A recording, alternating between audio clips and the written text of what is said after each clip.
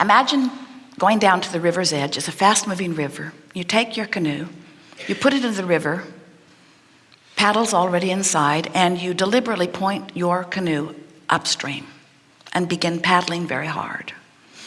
And we always say, when we see you do that, why not turn it around and go with the flow? And most of you say, well, that seems a bit lazy to me. And anyway, everybody I know is paddling upstream, and I don't want to stand out and be weird.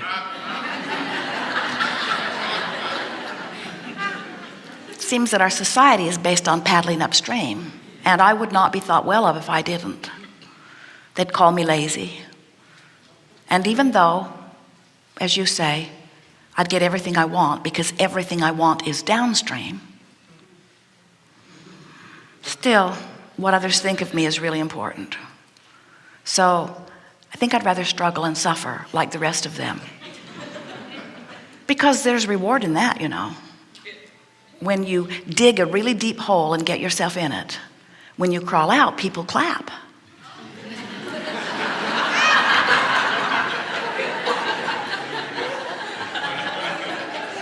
And I have never, ever had anyone praise me for just floating.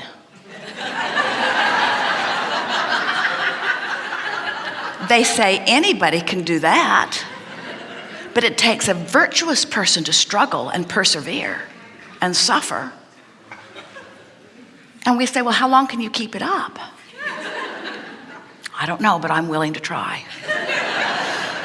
Oh, I get tired, but I go to meetings for that.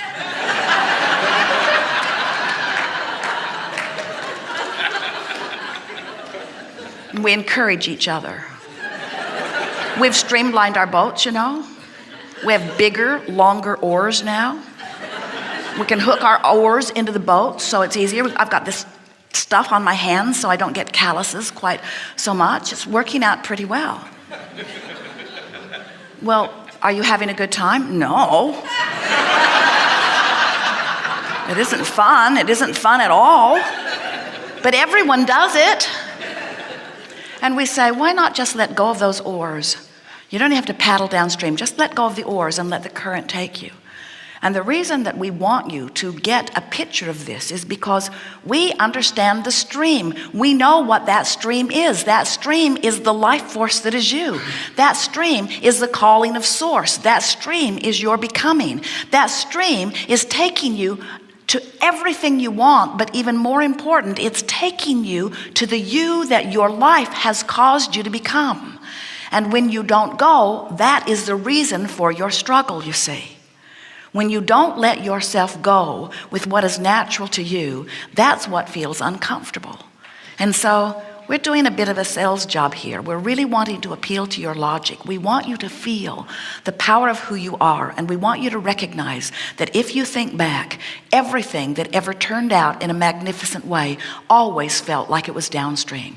Those things that unfolded easily, those things that called you, those things that inspired you, those things that you said hell yes to, those things that you felt enthusiasm for, those things, when you followed those things, they always turned out well. And you've got to admit that there was not one thing that you ever worked hard at, that you ever struggled hard at, that was ever hard when you started it and hard in the middle and hard in the end, hard, that ever turned out well.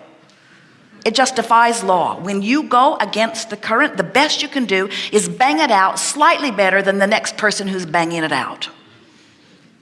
And don't you find that a remarkable thing that you use as your measure for life? It's like saying, all right, let's all of us who have handicapped ourselves tremendously by going against the current, let's all of us line up and see who can resist the current the best.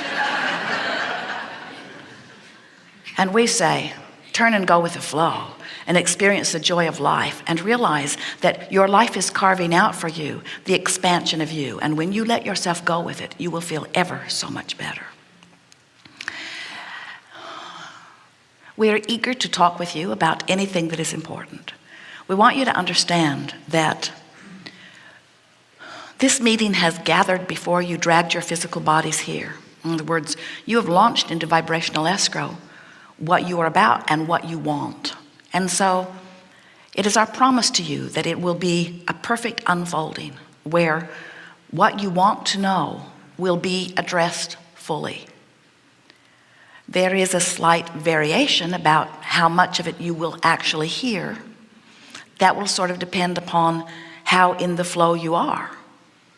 If you will relax and not allow yourself to feel frustration about not getting called on, if you will accept that we know what it is you want to talk about and we are answering you completely, and you will just sit with an ear to hear, it is our promise to you that everything that you have brought yourself to the place of wanting to know will be fully addressed here today. We want you to realize that in the same way that you have a vibrational escrow that is the fullness of all that you have become, there is a collective consciousness vibrational escrow also. The vibrational escrow of this gathering is a beautiful thing to behold. And the mass consciousness has vibrational escrow, and it too is a beautiful thing to behold. Future generations will benefit mightily by this vibrational escrow that you all are creating. Think about it. You were source energy, you came into a physical body, you had contrasting experiences, you asked for more, which source became.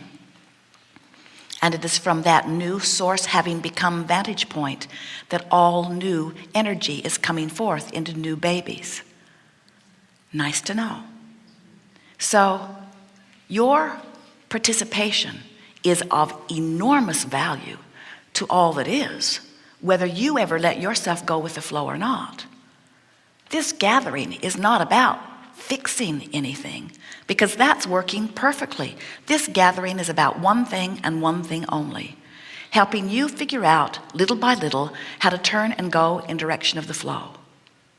That's it. It isn't about getting there. We don't have to teach you how to get there. We just have to teach you how to drop the oars. That's all. Art of allowing, drop the oars. That's all. Let go of the struggle, and when you do, the current will turn you and take you. Jerry and Esther had the wonderful experience last month of going whitewater rafting in a very fast-flowing Colorado River. Many of the falls were rated 4s, many of them 3s. Not much slow water on this river. And as they got into the boat, they looked at each other and said, "We must have lost our minds." Because it was obvious to them that this current had a mind of its own. And there was nothing that they were going to be able to do that was going to cause the river to be other than it was. It was a fast-moving flow. They never considered for a moment paddling upstream. It just wasn't an option. The stream was moving so fast. Something very important occurred to them as they were riding these rapids that day, and that was anything in the river that was not going with the flow was making very big geysers, big boulders standing out there in the middle of the stream, not going with the flow. And when the water crashed against those rocks, it was a big deal. In fact, it was such a big deal, they didn't want to be anywhere near it. And we're wanting you to understand that in the same way that that river was flowing, and the only thing that was causing the consternation or what could be trouble, so much trouble that they signed a 4-page release form. Right above Esther's name, she wrote, "So basically you're telling me I probably am not going to survive this." It was incredible what they made them sign. Esther finally said, "I'm not going to read it, I'm just going to sign it. Whatever they think is fine." As Jerry and Esther realized that these big rocks were not moving, it made them even more aware of what they've been hearing us say, that there's only one stream that's flowing, only one stream. There's not a stream of evil that is pulling you against the stream of wellness. There's just an occasional boulder standing in the stream that isn't moving. And then you call it the source of badness. There's no source of badness. You don't walk into a room and look for a dark switch. You don't expect to flip a switch and make inky, misty darkness cover up the light. You know that you could resist the light, but there's nothing that's going to cover it up. And there's not an opposing stream of well-being. There's just not going with the stream that's flowing. And we know how it feels to you. In other words, if the stream is really, really flowing and you're standing there like a rock rooted to the bottom of it, that stream's beating you up pretty good. And you say, now I'm sick. And we say, you're not sick, you're battered by the stream. And you say, well, why would a well-meaning stream, if this is the stream of source, if this is a stream of love, if this is a stream of God, then why is it beating me up? And we say, because you've got your feet nailed to the floor. Because you're not letting the stream carry you to the place that you ask it to go. Do you know why the stream is flowing? You ask it to flow. So now what you're saying is, why is the stream that I asked to flow beating up on me for not flowing? Ooh, do you like that? Why is the stream that I set into motion beating me up because I'm not going with what I set into motion? That's as clear as you'll ever hear it. The answer is, duh. It's beating you up because you're not going with it. It's beating you up because you're working against yourself. It's beating you up because you said, I want to go, and then you didn't go. And you have to begin understanding that source and God force, all of that creative energy, hears you at your word. When life causes you to prefer something, the stream goes toward what you prefer. And when you don't go there, you feel bad. And so you can begin to figure out who you were before you were born into this body by testing the stream. Test yourself against the stream. Look in the mirror and look at yourself and find flaw after flaw after flaw and come to a place of contempt and feel how that feels. And as you feel that blame and guilt and that knot up inside of you, then say, I must not be going with the flow, which must mean source feels differently about me than the drum I'm beating right now. Choose someone else, hate them, find fault with them, point out their wrongdoing, and feel how you shrivel and die a little inside because you're not going with the flow. Feel how the stream beats you up.